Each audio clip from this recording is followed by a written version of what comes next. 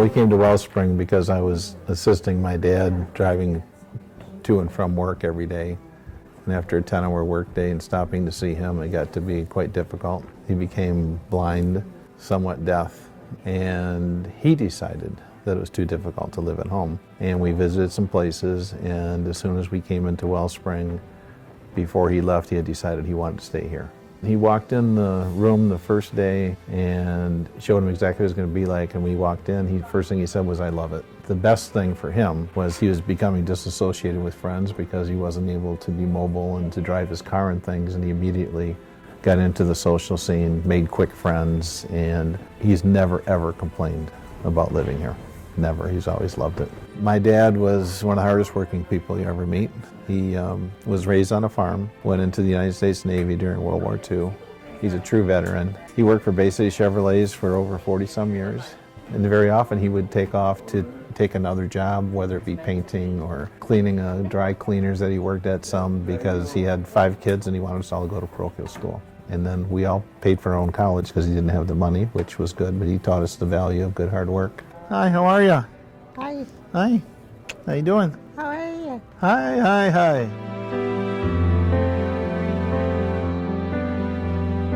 No, she won't eat the crust? Summertime she breaks it up and feeds. She made her kids eat the crust, I can tell you that. She called us one day the same thing and says, "I don't think I can live alone." She stayed with us for about 3 or 4 months, and one day she just announced, she says, "I want to go live where your father lives." And we said that would be great. And she came over and she got her apartment, and she has absolutely loved it here too. Do you want sugar or sweetener? Which one of these? She's in a little different state right now. She's 94, starting to feel some of the dementia that comes on with age, some of the uncertainty. She fell and broke her hip just before Christmas, went through rehab, came back and was a little bit confused, but everybody's taken her in despite the fact that she was ringing her buzzer every half hour all night long because she didn't know where she was. But she's reacclimated herself very well. Staff's been really good to her as well. That's tuna fish, like you used to make me at the cottage. Remember when you'd put dill in it and I'd get mad at you? Huh? Yeah. She was a veteran during World War II in the Coast Guard. The funny thing about her being in the service is when she got through with her basic training, she wanted to go to Alaska because she's from the Upper Peninsula. So she ordered her skis and things to be sent, and they assigned her to Hawaii. She was livid that she had to go to Hawaii, where she fingerprinted people and worked in the officers' quarters and did some of that stuff. That was after the bombing of Pearl Harbor.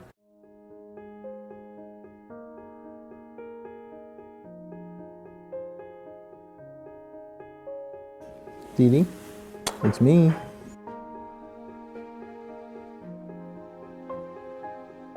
It's me.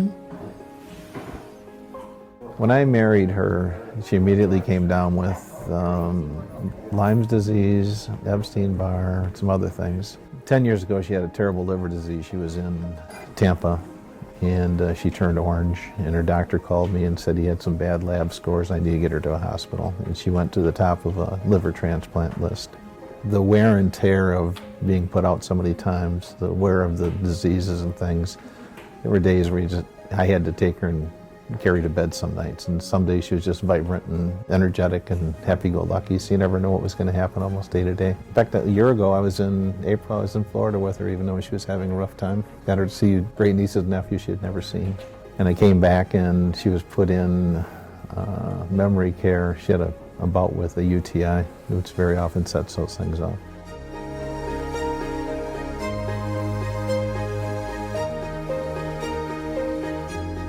She knew there was some things going wrong. You know, she knew she had to help me answer some of her sentences or her thought patterns. And all of a sudden it got from not very good to really bad. There was no middle stage. So I don't think she knows why she's here, that stuff. I think she's just surviving, you know. Little darling, here comes the sun. I say, it's all right. She's wheelchair bound. She can't talk. She can't take care of any of her physical needs. And she's regressing daily. Things are not good. The outlook is very, very poor because of what she has. So a little more. There you go. Yeah, the 2 goals I have for my wife are to be safe and to be happy. And they've taken care of the safety aspect for me. and a lot of the happiness. But I always told her, I said, what's my job? She says, to make me laugh. That's what she used to say. So I tell her, I'm here to do my job. I'm going to make you laugh today. And I usually can get a smile or a laugh out of her most days, even when they're bad days. But because I'm a goofy guy.